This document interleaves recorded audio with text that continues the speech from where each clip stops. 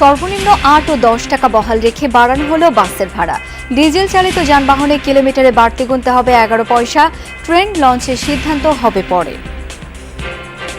City corporation এরিয়ায় এখন মনে হয় 2 টাকা 42 পয়সা আছে পার কিলোমিটার, সেটা 11 পয়সা যুক্ত হয়ে 2.53 টাকা আপনার হবে।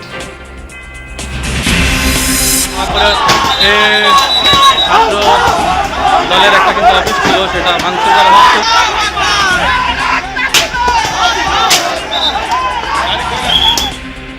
পাবনার ঈশ্বরদী সরকারি কলেজে পাল্টাপাল্টি কর্মসূচি ঘিরে ছাত্রদল ছাত্র শিবির সংঘর্ষ, ধাওয়া পাল্টা ধাওয়া, ককটেল বিস্ফোরণ। অবশেষে 14টি বোয়িং কেনার সিদ্ধান্ত। 30 এপ্রিলের মধ্যে চুক্তি সইয়ের কথা জানালেন প্রতিমন্ত্রী। 1 জানুয়ারির মধ্যে থার্ড টার্মিনাল উদ্বোধন। থার্ড টার্মিনাল সম্বন্ধে আলোচনা হয়েছে, আমরা কবে নাগাদ উদ্বোধন করতে পারি। এন্ড অফ দিস ইয়ার যদি পারি 16 ডিসেম্বরে করলাম, আর না হলে আমরা নিউ ইয়ারে করলাম। আজও হাম ও উপসর্গে 5 শিশুর মৃত্যু। হাসপাতালে ভর্তি প্রায় 1300।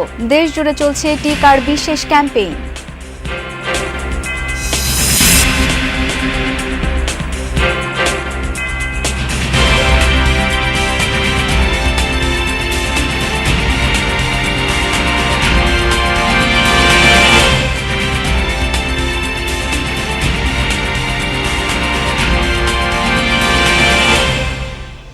আমন্ত্রণ যমুনা নিউজে, আপনাদের সাথে আছি আমি শাওন দত্ত।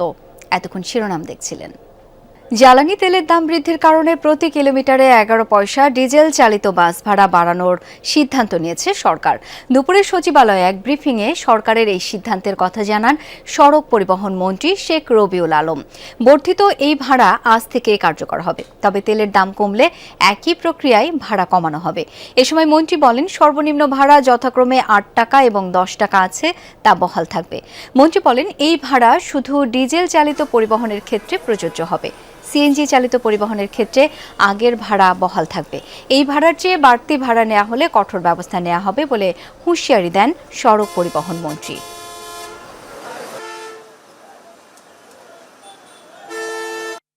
সিটি কর্পোরেশন এরিয়ায় এখন মনে হয় 2 টাকা 42 পয়সা আছে পার কিলোমিটার, সেটা 11 পয়সা যুক্ত হয়ে 2.53 টাকা আপনার হবে। তাতে 4.45% বাড়ছে। আবার যদি আন্তঃজেলা যান 2 টাকা 12 পয়সা আছে, সেখানে আবার 11 পয়সা যুক্ত হবে, 2 টাকা 23 পয়সা হবে পার কিলোমিটার আছে, সেখানে 2 টাকা 32 পয়সা 11 পয়সা যুক্ত টাকা হবে 4.74%। জ্বালানি তেলের সরবরাহ বাড়ানোর পর রাজধানীতে পাম্পগুলোতে ভোগান্তি কমতে শুরু করেছে। 10 থেকে 20 ঘন্টার অপেক্ষা কমে হয়েছে 5 থেকে 7 ঘন্টা। কোনো কোনো পাম্পে আরও কম সময়ে তেল পাচ্ছেন গ্রাহকরা। একই সাথে ফিলিং স্টেশনগুলো আগের তুলনায় বেশি পাচ্ছে জ্বালানি। তারপরেও সার্বিক ভোগান্তিতে নাজেহাল গ্রাহকরা।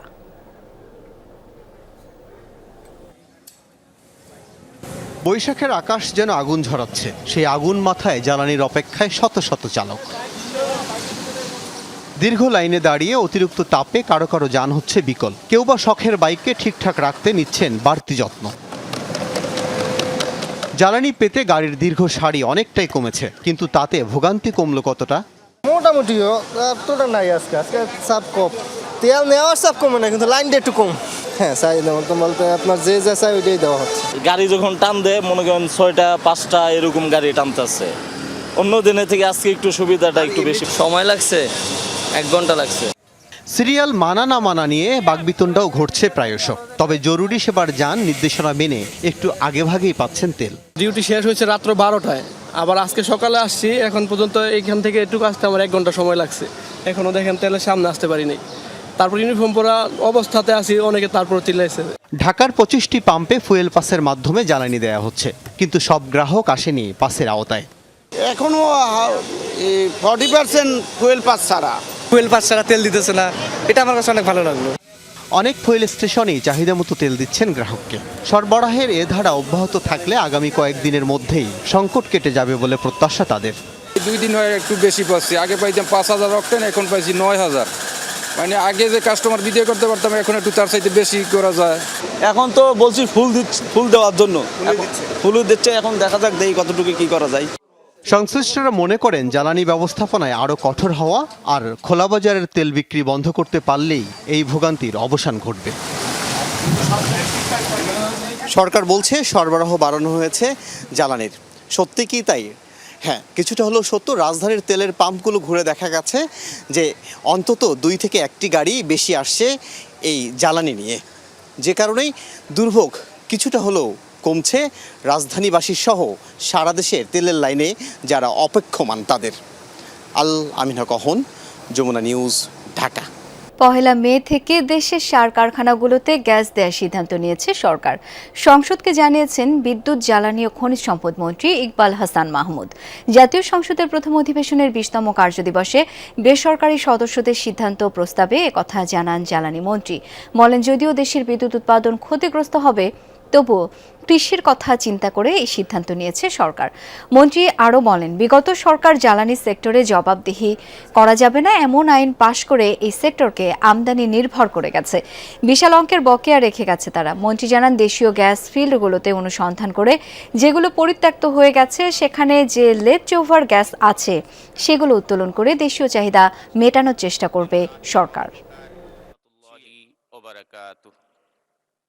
একটা সুখবর দিতে চাই যে 1 তারিখ থেকে আমরা, যদিও বিদ্যুতের উৎপাদন আমাদের ক্ষতিগ্রস্ত হবে, তারপরে দেশের কৃষির কথা চিন্তা করে আমরা 1 তারিখ থেকে ফার্টিলাইজার ফ্যাক্টরিতে গ্যাস দেওয়ার সিদ্ধান্ত নিয়েছি। ইরান, ইসরায়েল ও যুক্তরাষ্ট্র যুদ্ধের কারণে জ্বালানি সহ নানা সংকটের সৃষ্টি হচ্ছে। সংকট সমাধানে জ্বালানি ও প্রতিরক্ষা সক্ষমতা বাড়ানোর তাগিদ দিলেন সেনাবাহিনী প্রধান general Wakeruzzaman.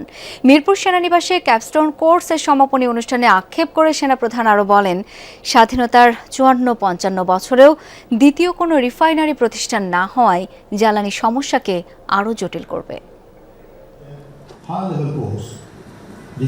National defence college পরিচালিত ক্যাপস্টোন কোর্স 2026-এর সমাপনী অনুষ্ঠান, যাতে অংশ নেন সামরিক, বেসামরিক সহ মোট 45 জন ফেলো। মিরপুর সেনানিবাসে 3 সপ্তাহব্যাপী আয়োজনে সেনাবাহিনী প্রধান জেনারেল ওয়াকারুজ্জামান অংশগ্রহণকারী ফেলোদের মাঝে সনদপত্র বিতরণ করেন। আমরা যখন আসলে কর্মক্ষেত্রে গিয়ে যখন আমরা কাজ করা শুরু করব, এই আন্ডারস্ট্যান্ডিংগুলো আমাদেরকে দারুণভাবে হেল্প করবে। এই কোর্সের মাধ্যমে জাতীয় এবং উন্নয়ন বিষয়, বিশেষ করে নিরাপত্তা বিষয়ক বিষয়গুলো পর্যালোচনা হয়েছে। এখানে আসলে নানান সেগমেন্ট থেকে, নানান এরেনা থেকে আমাদের পার্টিসিপেন্ট এসেছিলেন, যেটা আসলে আমাদের একটি রেগুলার যে আমাদের নলেজ, সেটার বাইরে একটা এক্সট্রা নলেজ আমাদের পাওয়ার জন্য খুব বেশি হেল্প করেছে। এ সময় সেনাবাহিনী প্রধান যুদ্ধের কারণে জ্বালানি তেলের সংকট ইস্যু তুলে ধরেন। For so many years have passed, at least 54-55 years after independence, we didn't develop the Eastern refinery, or we didn't have a second refinery. And Russian crudes, these are also very cheap, but we are not refining those, and we are importing refined fuel. That is why the fuel cost is very high. এছাড়া রোহিঙ্গা সংকট সমাধানে সবাইকে সম্পৃক্ত হওয়া এবং জাতীয় নিরাপত্তা সুদৃঢ় করার প্রতি জোর দেন। You came across the Rohingya issues, and I encourage you to involve more in all these issues so that it is a national problem, and you have the responsibility to also involve in solving this kind of issues of Bangladesh. জবাবদিহিতা ছাড়া কোনো প্রতিষ্ঠান দাঁড়াতে পারে না জানিয়ে সেনাপ্রধান আরও বলেন, সামরিক বাহিনীর জবাবদিহিতা নিশ্চিতের মাধ্যমে শক্তিশালী প্রতিরক্ষা ব্যবস্থা গড়ে তোলা সম্ভব। হাসিবুল করিম বিজয়, যমুনা নিউজ, ঢাকা। পাবনার ঈশ্বরদী সরকারি কলেজে পাল্টাপাল্টি কর্মসূচি ঘিরে ছাত্রদল ও শিবিরের মধ্যে সংঘর্ষ হয়েছে। এ সময় কয়েকটি ককটেল বিস্ফোরণ হয়। সংঘর্ষে আহত হয়েছেন বেশ কয়েকজন। প্রত্যক্ষদর্শীরা জানায়, চট্টগ্রাম সিটি কলেজের সংঘর্ষের ঘটনায় ঈশ্বরদী কলেজ ক্যাম্পাসে ছাত্রদল ও শিবির প্রতিবাদ কর্মসূচির ডাক দেয়। এরই জের ধরে বেলা 11টার দিকে দুই সংগঠনের নেতাকর্মীরা সংঘর্ষে জড়ায়। ক্যাম্পাসের সামনে ছাত্রদলের অস্থায়ী কার্যালয় ভাঙচুরের ঘটনাও ঘটে। পরে শিবির নেতাকর্মীরা রেলগেট এলাকায় অবস্থান নিয়ে বিক্ষোভ করে। ঈশ্বরদী থানার ওসি জানান, ঘটনার পরপরই পুলিশ পরিস্থিতি নিয়ন্ত্রণে আনে। কলেজ এলাকায় অতিরিক্ত পুলিশ মোতায়েন রয়েছে। সংঘর্ষে ছাত্রদল ও শিবির নেতারা পরস্পরকে দায়ী করেছেন। গত ২৪ ঘন্টায় সারা দেশে হাম ও এর উপসর্গ নিয়ে আরও ৫ শিশুর মৃত্যু হয়েছে এবং হাসপাতালে ভর্তি রয়েছে ১২৯৫ জন শিশু। বিকেলে স্বাস্থ্য অধিদপ্তরের নিয়মিত প্রতিবেদনে এই তথ্য জানানো হয়। স্বাস্থ্য অধিদপ্তর জানিয়েছে, গত একদিনে হামের উপসর্গ নিয়ে ঢাকা বিভাগে ২ জন ছাড়াও চট্টগ্রাম ও খুলনা বিভাগে ১ জন করে মোট ২ শিশুর মৃত্যু হয়েছে। এছাড়া আজ ঢাকা বিভাগে হামে আক্রান্ত হয়ে মহাখালী সংক্রামক ব্যাধি হাসপাতালে আব্দুল নাফিস নামে এক শিশু মারা গেছে। দুপুর 2:15টার দিকে মারা যায় শিশুটি। ৮ মাস বয়সী নাফিসকে গত ৭ এপ্রিল এই হাসপাতালে ভর্তি করা হয়। এদিকে গত ২৪ ঘন্টায় সারা দেশে ১২৫ জনের হাম শনাক্ত হয়েছে। পাশাপাশি এই সময়ে আরও ১১৭০ শিশুর মধ্যে রোগটির উপসর্গ দেখা গেছে। এই নিয়ে গত ১৫ই মার্চ থেকে বৃহস্পতিবার পর্যন্ত মোট ২৮,৩৩৪ জন শিশুর মধ্যে হামির উপসর্গ পাওয়া গেছে। সেই সঙ্গে এই সময়ে মোট ৪,০৫৯ জন শিশুর হাম শনাক্ত হয়েছে।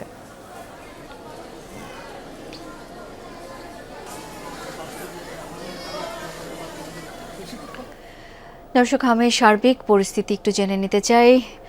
রাজধানীর খবরাখবরই জানাবেন সহকর্মী এম এ আজিজ। আজিজ, এই মুহূর্তে কোন হাসপাতালে রয়েছেন আপনি? হামের প্রকোপ ঠেকাতে সার্বিক ব্যবস্থাপনা সেখানে কেমন দেখছেন? রোগী ভর্তির হার কি কিছুটা কমলো? ধন্যবাদ শাওন। আমি এই মুহূর্তে আছি মহাখালী সংক্রামক ব্যাধি হাসপাতাল। কিছুক্ষণ আগে এখানে একটি হৃদয় বিদারক ঘটনা ঘটেছে, সেটি মূলত আপনার মাধ্যমে আমি যমুনার দর্শকদের দেখাতে চাই। আপনি দেখতে পাচ্ছেন যে এখানে একটি বাচ্চা ৮ মাস বয়সী নাফিস, যার বাড়ি কুমিল্লায়। সেই বাচ্চাটিকে গত 16 দিন আগে এই হাসপাতালে ভর্তি করা হয় হামের নানা উপসর্গ নিয়ে। নানা সময় তার শারীরিক অবস্থার উন্নতি হয়েছিল, আবার অবনতিও হয়েছিল। আজ দুপুর 2:15টার দিকে বাচ্চাটি এই হাসপাতালে মারা যায়। তো এখানকার যিনি কর্তব্যরত চিকিৎসক ছিলেন তখন আমি তার সঙ্গে কথা বলেছি যে বাচ্চাটিকে আরও ভালো সাপোর্ট বা আরও ভালো সেবা দেওয়া যেত কিনা। তো তিনি আমাকে যেটি বলেছেন যে বাচ্চাটির নিউমোনিয়া বেড়ে যাওয়ায় তাকে আসলে ভেন্টিলেশনে নেওয়া দরকার ছিল, কিন্তু সেই ভেন্টিলেশন সাপোর্টটা এই হাসপাতালে নেই। তিনি বলেছেন যে 6 বছরের কম বয়সী যেসব শিশু তাদের জন্য যে ভেন্টিলেশন দরকার সেটি আসলে এই হাসপাতালে নেই, এবং 6 বছর থেকে তার উপরের বয়সী শিশুদের জন্য এই হাসপাতালে ভেন্টিলেশন চালু থাকলেও সেটি চালানোর মতো কোনো দক্ষ টেকনিশিয়ান এই হাসপাতালে নেই। তার মানে এখানকার যে সেবার, বিশেষ করে হামে আক্রান্ত হওয়ার পর কোনো বাচ্চা নিউমোনিয়া বা তার বুকের মধ্যে কফ জমে গেলে বা তার শ্বাসকষ্ট বাড়লে যে ধরনের সাপোর্ট আসলে দেওয়া দরকার, বা খুব ক্রিটিক্যাল মোমেন্টে শিশুদের যে ধরনের সাপোর্ট দেওয়া দরকার সেটি এই হাসপাতালে নেই বলে তিনি সেটি অকপটে স্বীকার করেছেন। এবং তিনি আরও বলেছেন যে এই হাসপাতালে মাত্র 11টি বেড ছিল হামে আক্রান্তদের জন্য, সেটি বেড়ে এখন সেটি প্রায় 100-র কাছাকাছি করা হয়েছে। তারপরেও বাড়তি রোগী তাদেরকে সামাল দিতে হচ্ছে, বাড়তি রোগীর চাপে তাদেরকে রীতিমতো সেবা দিতে হিমশিম খেতে হচ্ছে। আমি জিজ্ঞেস করেছিলাম যে আসলে বাড়তি এই এত রোগীর চাপ কেন। তিনি আমাকে যেটি জানিয়েছিলেন যে মূলত একটি পরিবার যখন একটি বাচ্চা আক্রান্ত হয়, সে আক্রান্ত হওয়ার পরে সেই আক্রান্ত শিশু থেকেই আসলে আরও বেশ কয়েকজনের মাঝে সেই হাম সংক্রমণ বেড়ে যেতে পারে। এজন্য কোনো শিশু যদি পরিবারে জ্বরে আক্রান্ত হয় তাহলে প্রাথমিক পর্যায়ে তাকে পারিবারিক আইসোলেশনে নিতে হবে এবং MBBS কোনো ডাক্তারের শরণাপন্ন হতে হবে। তাহলেই মূলত এক শিশু থেকে আরেক শিশুর যে হাম সংক্রমণ হচ্ছে সেটি রোধ করা সম্ভব হবে। শাওন, নিশ্চয়ই তাই সবাইকে আরও বেশি যার যার জায়গা থেকে সচেতন হতে হবে। আজিজ, ধন্যবাদ আপনাকে। তীব্র তাপ প্রবাহে পড়ছে রাজধানী ঢাকা। অসহনীয় গরমে বিপর্যস্ত জনজীবন, সবচেয়ে বেশি কষ্টে খেটে খাওয়া মানুষ। আবহাওয়া অধিদপ্তর বলছে এই হিট ওয়েভ থাকবে আরও কিছুদিন। হিটস্ট্রোকের ঝুঁকি কমাতে দীর্ঘ সময় কড়া রোদে না থাকার পরামর্শ চিকিৎসকদের। জিহাদ ইসলামের ক্যামেরায় বিস্তারিত জানাচ্ছেন শওকত মঞ্জুর শান্ত। প্রচণ্ড রোদ আর গরম বাতাসে যেন ঝলসে যাচ্ছে রাজধানী ঢাকা। সকাল থেকেই বাড়ছে তাপমাত্রা, দুপুরে তা পৌঁছাচ্ছে অসহনীয় পর্যায়ে। বাতাসে আর্দ্রতা বেশি থাকায় তাপমাত্রা চেয়েও অনুভূত হচ্ছে 2 থেকে 3 ডিগ্রি বেশি। এতে ঘামও বেশি হচ্ছে। তীব্র গরমে কি মানুষ কি পশু পাখি, নাভিশ্বাস উঠছে সবার। সবচেয়ে বেশি ভোগান্তিতে পড়েছেন খেটে খাওয়া মানুষ। রোদে কাজ করতে গিয়ে দম ফেলারও সময় পাচ্ছেন না তারা। থাকবে বেতন ওদের মধ্যে এত গলা সুর মনে হয় ঠান্ডায় গরম মনে হয় কোথাও পারি না। গরমে তো আগুন ধরে যায় শরীরই, কোনো ইনকাম নাই, জানি না সব বসা। গরমে তো গাড়ি চালানো যায় না, কষ্ট হয়েছে। কি করতাম, বৃষ্টি নাই। অসহনীয় গরমে দুর্ভোগে পড়েছেন সাধারণ নগরবাসীও। প্রয়োজন ছাড়া বাইরে বের হচ্ছেন না অনেকেই। কালকে দেখলাম 37-38 এরকম, আজকেও সম্ভবত এর চেয়ে কম না বেশি হবে। এতক্ষণ ছিলাম এসির মধ্যে, রাস্তায় যাইতে অবস্থা দেখছেন তো, ঘেমে কি অবস্থা। তাপমাত্রাটা অনেক বেশি এবং বাইরে টিকে থাকাটা আসলে খুবই জুলুম। এই তাপপ্রবাহে সবচেয়ে বেশি ঝুঁকিতে রয়েছে শিশু ও বয়স্করা। টিনশেড ঘরে বসবাসকারীদের কষ্ট যেন আরও বেশি। বাচ্চারাও সবসময় ঘরে থাকতে চায় না, কিন্তু তারপরেও বাইরে হতে সাহস পাচ্ছে না ছোট বাচ্চাদের নিয়ে। বাইরে বেশি ছিলাম, পরে আপনার গরমের কারণে আমি হঠাৎ করে অসুস্থ হয়ে পড়ছিলাম। হাই-হুতাশ করে রাইতে কি করে জানো, কাপড় ভিজে তারপরে ঘুমাই, তাও ঘুম আহে না। গরমে জোর বেশি যায় না, ঘর থেকে বাড়ায় পড়েছি। তীব্র গরমে বাড়ছে অসুস্থতাও। রাজধানীর হাসপাতালগুলোতে হিট স্ট্রোক ও পানি শূন্যতায় আক্রান্ত রোগীর সংখ্যা বাড়ছে। ডিহাইড্রেশনের কারণে এই ইলেকট্রোলাইট ইমব্যালেন্স হইতে পারে, কিডনিতে এফেক্ট হইতে পারে, এই ধরনের জিনিসগুলি হয় এবং বাচ্চা ফেইন্ট হয়ে যেতে পারে। বাচ্চাকে ছায়ায় রাখতে হবে, ঘন ঘন পানি খাওয়াতে হবে এবং পাতলা কাপড় পরাতে হবে এবং দেখতে হবে বাচ্চার প্রস্রাব ঠিক মতো হচ্ছে কিনা। এদিকে আবহাওয়া অধিদপ্তর জানিয়েছে, ঢাকা সহ দেশের বিভিন্ন অঞ্চলে তাপপ্রবাহ অব্যাহত থাকতে পারে, তবে কিছু এলাকায় বৃষ্টির সম্ভাবনাও রয়েছে। ওই সময় একটা বৃষ্টি হবে, একটা সপ্তাহ ব্যাপী জোরে, সেই সময় তাপমাত্রা অনেকটা কমে যাবে। মে মাসে আপনার ধরেন শেষের দিকে যায় তাপমাত্রা অনেকটা বেড়ে যাবে আবার, এমনকি ওই সময় সিভিয়ার হিট ওয়েভ আসার সম্ভাবনা রয়েছে।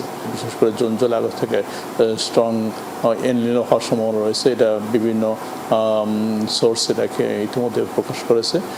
আবহাওয়া অধিদপ্তরের তথ্য মতে বিশ্বব্যাপী এল নিনোর প্রভাবে বাংলাদেশেও বাড়তে পারে তাপমাত্রা।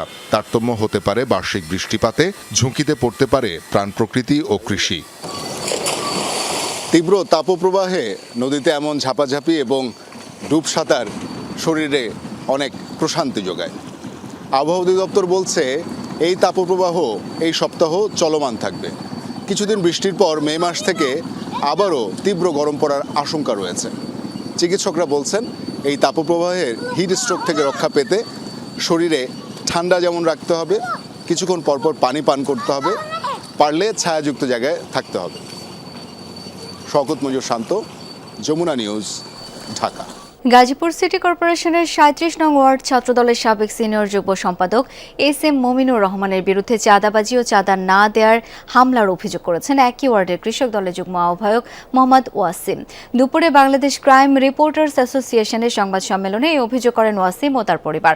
অভিযোগ, এলাকায় ইট, বালু ও সিমেন্টের ব্যবসা করতে হলে ১০ লাখ টাকা চাঁদা দাবি করে মমিনুর, কিন্তু অস্বীকৃতি জানালে মমিনের নির্দেশে নাজমুল, অপু, ইকবাল সহ ৮-১০ জন ধারালো অস্ত্র নিয়ে তার উপর হামলা চালায়। এতে তার পা কেটে ফেলতে হয়, ডান হাতও আঘাতপ্রাপ্ত হয়। পঙ্গু হয়ে যাওয়ার পরও তাদের উপর নানাভাবে হয়রানি চালানো হচ্ছে বলে অভিযোগ করেন ওয়াসিম।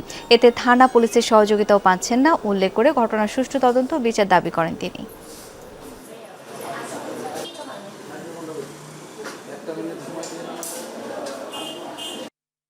সামনে দাঁড়াইছিল, একটা অস্ত্র নিয়ে দাঁড়াইছিল, যদি দৌড় দাও তাই গুলি করে দিন, যদি দৌড় না দাও তাহলে যা বলুন তাই করো। আমি চাইছি বলো কী সমস্যা কি, এই ফল শুধু খালি বলছে কী সমস্যা কি এটাই বলো। এই বলার সাথে সাথে আমাকে নাজমুল 2টা কোপ দেয়, আমার ডান পায়ে 2টা কোপ দিয়ে আমার পাওটা কেটে ফেলা, কি ড্যামেজ করে ফেলায়, লাস্টে পাও কেটে ফেলে দিচ্ছে। আমার বাম পাও, আমার এবং বাম হাতও, 2টা জিনিস আমার নষ্ট করে ফেলায়। এবং এটার জন্য হলো আমি ভুক্তভোগী, এখন এটার জন্য আমি একটু সঠিক এবং সুস্থ বিচার চাই। দর্শক, এই মুহূর্তে সংসদে কথা বলছেন প্রধানমন্ত্রী তারেক রহমান। আমরা সরাসরি চলে যাচ্ছি সেখানে। সকল সময় দেশের স্বার্থে, দেশের মানুষের স্বার্থে যে কোনো আলোচনা যে কারোর সাথে করতে প্রস্তুত রয়েছে। তারই প্রেক্ষাপটে মাননীয় স্পিকার, আমরা সিদ্ধান্ত গ্রহণ করেছি যে আমরা আমাদের পক্ষ থেকে 5 সদস্যের একটি কমিটি গঠন করছি। আমি আপনার মাধ্যমে বিরোধী দলীয় নেতা এবং বিরোধী দলকে অনুরোধ করব, ওনারাও যদি 5 জনের নাম দেন তাহলে এই 10 জন ব্যক্তি বসে এই বিষয়গুলোর উপর আলোচনা করতে পারে। কোনো পরামর্শ থাকলে, কোনো পরামর্শ থাকলে এই কমিটির মাধ্যমে সেটি সরকারের কাছেও আসলো এবং সরকার সেটার মধ্যে কোনো বাস্তবতা থাকলে অবশ্যই সেটি কার্যকর করার উদ্যোগ গ্রহণ করবে। আমি মাননীয় স্পিকার আপনার সামনেই নামগুলো এখন উপস্থাপন করতে চাচ্ছি আমাদের পক্ষ থেকে। আমাদের পক্ষ থেকে এখানে মাননীয় জ্বালানি মন্ত্রী জনাব ইকবাল মোহাম্মদ টুকু, প্রতিমন্ত্রী জনাব অমিত এবং মাননীয় সংসদ সদস্য এবি আশরাফুদ্দিন নিজাম লক্ষ্মীপুর 4, মাইনুল ইসলাম শান্ত খান শান্ত মানিকগঞ্জ 2, মিয়া নুরুদ্দিন অপু শরীয়তপুর 3, এই 5 জনকে আমরা প্রস্তাবনা করছি। মাননীয় স্পিকার, আমি বিরোধী দলীয় নেতা অনুরোধ করব ওনাদের পক্ষ থেকে নামগুলো যদি দ্রুত আমাদের কাছে দেন তাহলে এই কমিটি দ্রুত কাজ শুরু করতে পারবে। ধন্যবাদ মাননীয় স্পিকার। মাননীয় বিরোধী দলের নেতা। মাননীয় স্পিকার, আপনাকে ধন্যবাদ। মাননীয় প্রধানমন্ত্রীকেও ধন্যবাদ বিষয়টাকে ইতিবাচকভাবে নেওয়ার জন্য। আমরা আশা করি এই সংসদ জাতীয় সকল সমস্যা সমাধানের কেন্দ্রবিন্দু হবে ইনশাআল্লাহ, এবং আমরা মনে করি এই সংসদের জন্য এটি একটি নবযাত্রা। এটাকে আমি সাধুবাদ জানাই এবং আমরা শীঘ্রই ইনশাআল্লাহ নামগুলো পেশ করব। ধন্যবাদ সবাইকে। মাননীয় সংসদ নেতা, কমিটির একজন সভাপতি প্রয়োজন। মাননীয় স্পিকার, স্বাভাবিকভাবেই যাতে গৃহীত সুপারিশগুলো বাস্তবতার আলো দেখতে পারে সেজন্য আমরা প্রস্তাব করছি যে মাননীয় মন্ত্রী জ্বালানি মন্ত্রী ইকবাল মোহাম্মদ টুকু ওনাকে এই কমিটির সভাপতি করা হোক। ধন্যবাদ। ধন্যবাদ মাননীয় সংসদ নেতা। আশা করি অতি অল্প সময়ের মধ্যে মাননীয় বিরোধী দলের নেতা তার 5 সরাসরি সংসদে ছিলাম এতক্ষণ। দর্শক, এই ছিল যমুনা নিউজে।